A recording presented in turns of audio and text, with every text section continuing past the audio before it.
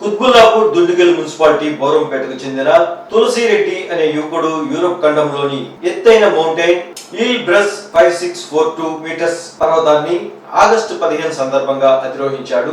ఈ నెల 11వ తేదీన బయలుదేరిన తులసిరెడ్డి ఆగస్టు 15 సందర్భంగా యూరోప్ ఖండంలో అత్యంత ఎత్తైన శిఖర లక్ష్యాన్ని 4 రోజుల్లో పూర్తి చేశాడు. వాతావరణ పరిస్థితులను తట్టుకుంటూ ఆగస్టు 15 స్వాతంత్ర దినోత్సవం సందర్భంగా అక్కడ జాతీయ పతాకాన్ని చేతపట్టుకుని గర్వంగా జై భారత్ అంటూ నినాదాలు చేశాడు. గత ఏడాది అక్టోబర్ లో మౌంట్ కిల్లిమంజారో పర్వతారోహణ పూర్తి చేశాడు. మౌంట్ ఎవరెస్ట్ పర్వతారోహణ లక్ష్యంగా ముందుకు సాగుతానని ఈ సందర్భంగా తులసిరెడ్డి తెలిపారు.